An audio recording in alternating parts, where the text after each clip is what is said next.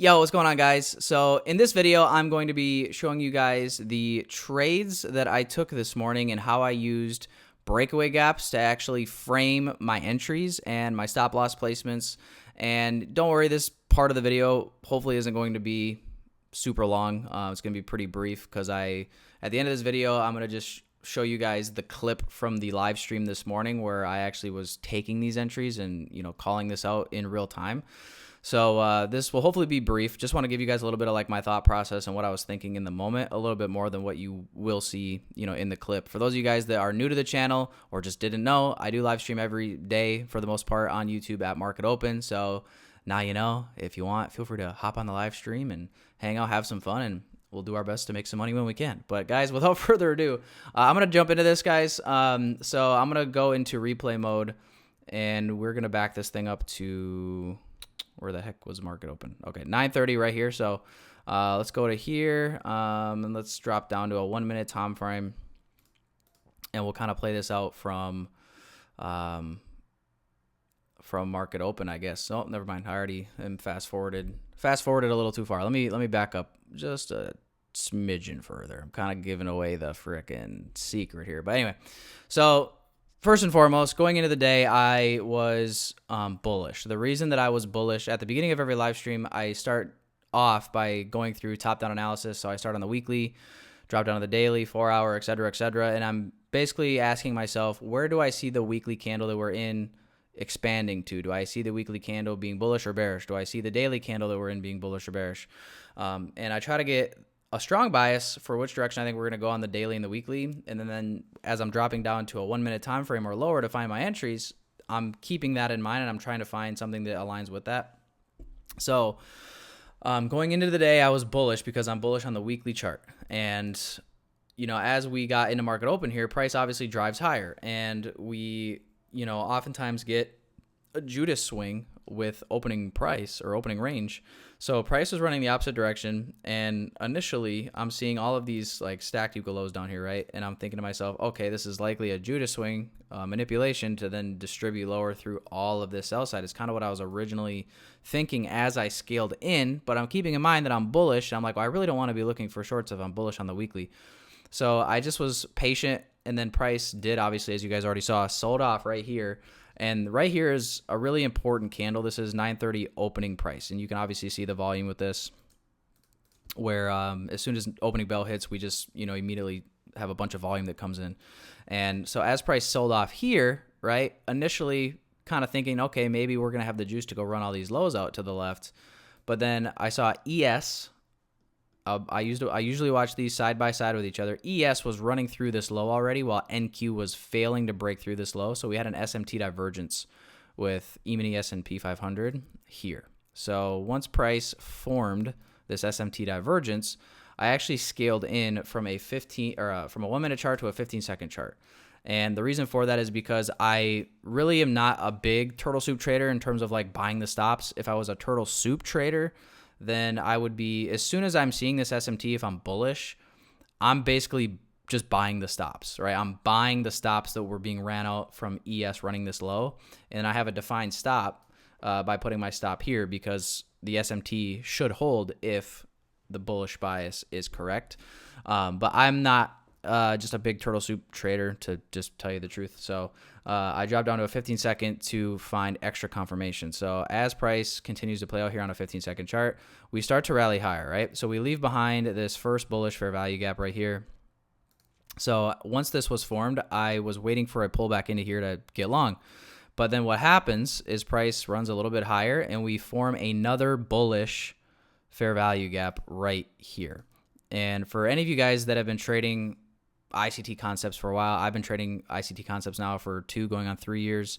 And I would say most of the reps that I have gotten as an ICT trader over the last 2 to 3 years has been like a 2022 model style of trading, where I'm waiting for a liquidity run with or without an SMT divergence. I'm waiting for a market structure shift in the opposing direction, and then entering off of a fair value gap.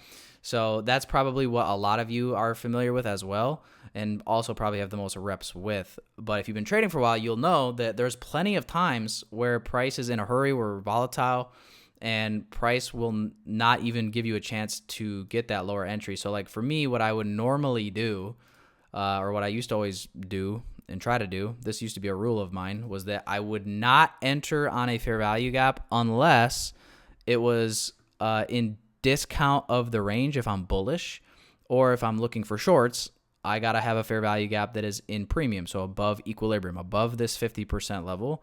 If I'm bearish, and again, if I'm bullish, I want to see price pull down into the lower fair value gap before I'm actually looking for my entry. But what you'll find is if you do that a lot, you will have plenty of times where you get just totally left in the dust, and then price just runs without you to your target, and you're sitting here wondering why your limit never got filled, and you're a little frustrated about it.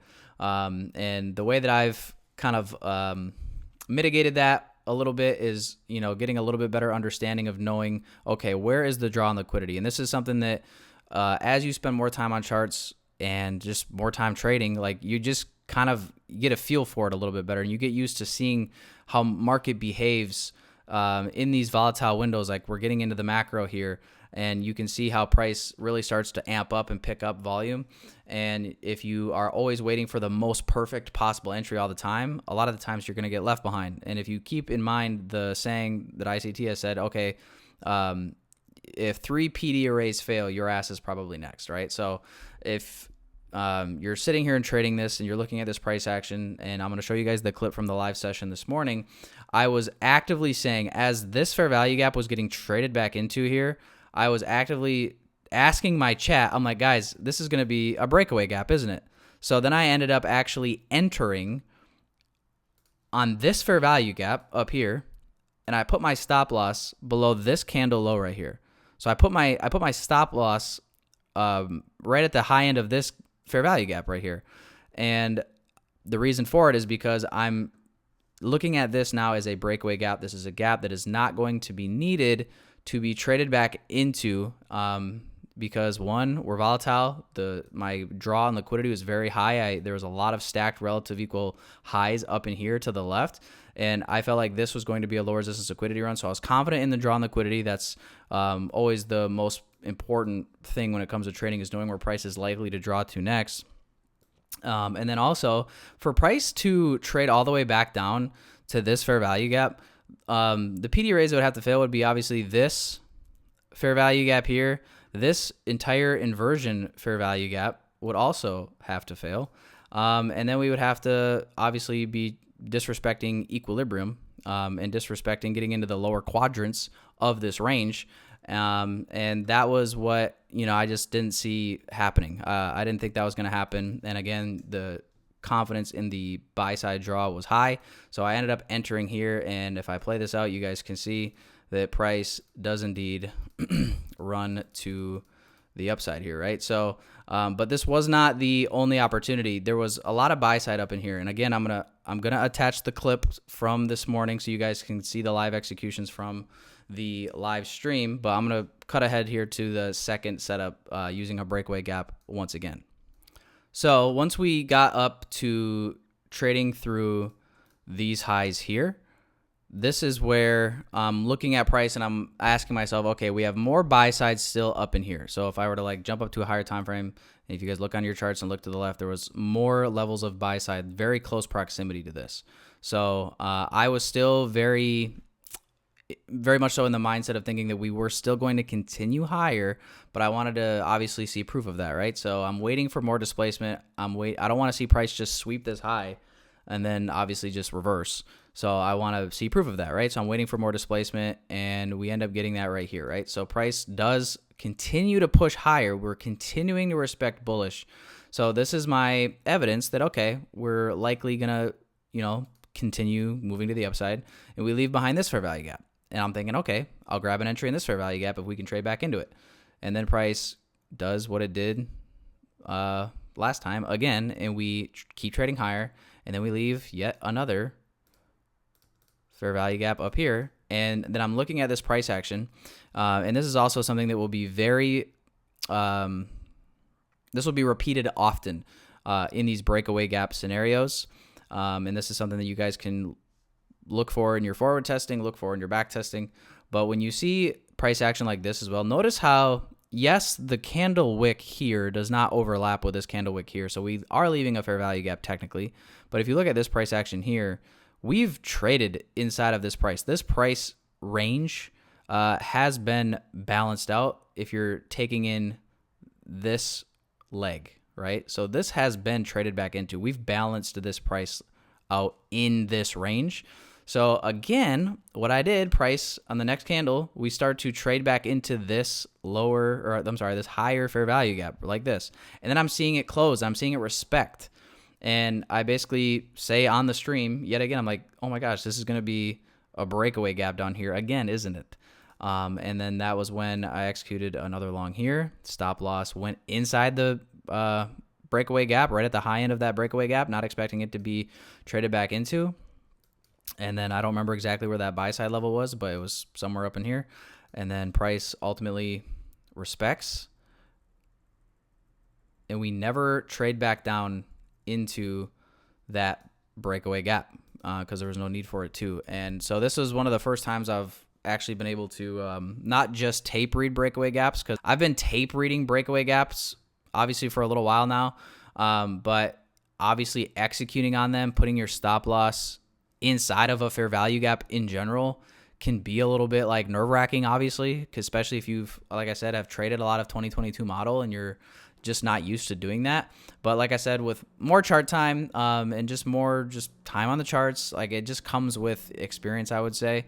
And, you know, hopefully kind of me talking through this and my thought process. And the biggest thing is just the confidence in the draw and liquidity. If you can have a good read on the market in terms of where it's likely to go next and what the draw and liquidity is most likely to be, that is when things like this that probably are a little bit more advanced can actually be a lot more beneficial as you're going about your trading day to day and looking for these entries. And just full disclosure, so I actually had a little bit of kind of a boo-boo with managing this trade right here. And you guys will see that in the recording that I'm going to have on at the end of this, is when price was trading up here, I was going to set a limit order on top step X at my take profit level. And for whatever reason, I accidentally clicked market sell instead of limit sell. So the trade ended up closing out early. But I did not mean to do that. That was a pure accident, which you'll see in the recording. So you get to kind of laugh at me, but yeah, rookie mistake, just something I just wasn't paying attention to detail and was moving too quick and didn't even see what I was clicking, and ended up closing that trade out early and not being able to capture like the full target run, unfortunately. But either way, guys, hopefully this was helpful. Let me know if you guys have any questions or comments. Feel free to leave them down below, and I'm going to kick this video over to the little clip from this morning, showing me discussing and talking about these breakaway gaps, and then obviously taking the entries framed off of them, guys. Here's your institutional order flow entry drill. Is this going to become a breakaway gap, boys?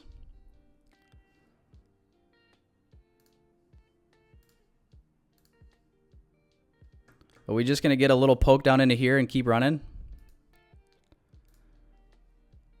Breakaway gap or no?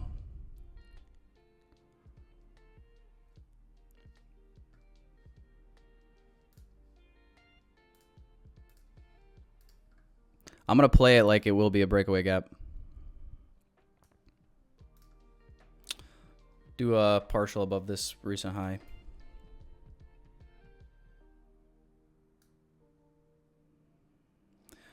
I'm thinking I'm going to take my risk off. There we go. Now that we've traded back down into this, just ran these little swing highs here, I'm going to go risk-free. There she blows, boys. Sheesh. Next buy side level is this high here. Gonna delete that fib now. We don't need that. Instead, we'll put a little line up here. Buy side. All right. Well, let's see if I can get in line with catching this now. This is where I was gonna leave my runner. FYI. I had two partials set here above this. So this would have been first partial. Second partial would have just been hits. And then I would have been leaving the runner for that level there. What's a 5 minute look like? 1 minute.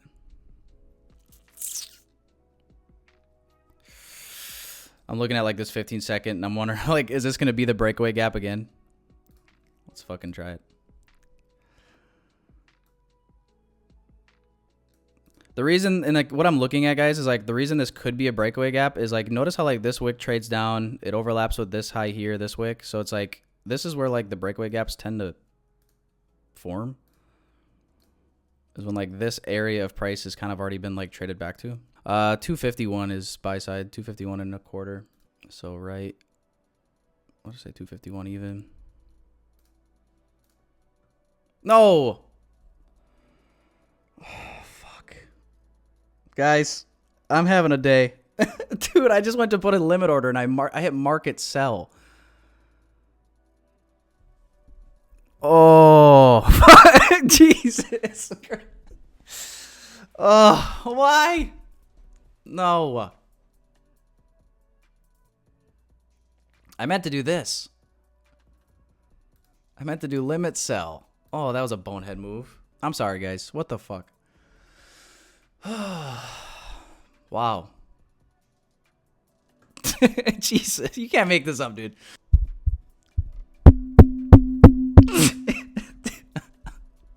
Are you serious?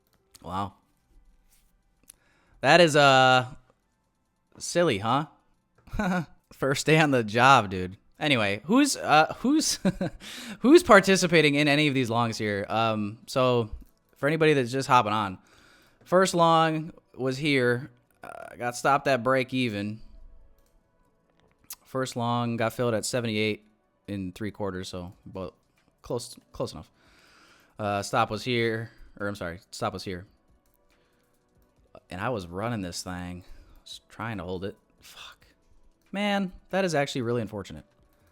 And then second attempt, my own mistake. I have no one to be mad at but myself. That's why I'm kind of just like venting out loud, but.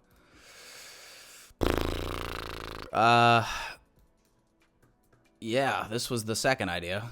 Trying to catch the same move. Stop went here, expecting this to be another breakaway gap. And analysis holding true. I mean, I would be risk-free right now had I still... I went to set a limit here, and I accidentally market sold. Yeah, just not a smart thing to do. I could have just drugged the entry up, like the bracket order or whatever. Oh, boys, yeah. You know, every once in a while these things, every once in a while these days happen. That's kind of all I can say. I actually don't know what else to say. I'm looking at this entry here, and I'm like, do I kick myself for jamming my stop to my entry? And the thing that keeps me feeling all right about it is just the fact that we got literally within 1 point here of first target. So it's like, why would I want that to become a loss or even have the opportunity to become a loss? So I guess I really am not that mad about it. Especially if you're up 25 points. It's like, would you really want to sit here and say, oh, no, yeah, I let that trade become a loser? Probably not. But man, we nailed the bias, boys. Hey, if we can pat ourselves on the back for anything, we nailed that bias. We nailed it so good at well, let's just say my Uncle Dan would be proud. I would say, boys, target smashed. That's kind of cool. That's the first time I've analyzed and I've like tape read breakaway gaps and then like entering in a fashion that I'm treating my stop loss, or I'm putting my stop loss in that breakaway gap, like expecting that gap to not be traded back into, which, like I told you guys before, is like not something that I do very often, and it kind of makes me uncomfortable, to be honest, putting my stop loss in a fair value gap, because obviously a lot of us probably have a lot of repetitions with trading like a 2022 model, especially, you know, thinking in terms of premium and discount, where it's like, oh, I want to use the fair value gap, because I used to do this. That used to be my rule. Like, I wouldn't take a trade if it did not give me the fair value gap in discount. And now sometimes that ends up working, and that's a great strategy. Gives you good risk reward and all that. But there's plenty of times when market like is volatile where it won't even give you anywhere close to that, right? And it'll give you just the very first. That's where the institutional order flow entry drill comes into play. And then instead of having, I could have also just included it in my stop as well. That wouldn't have been the end of the world, but it's pretty, it's kind of cool, right? Use the breakaway gap, see it ahead of time, put your stop there, and then see it actually not trade back into that. Pretty cool.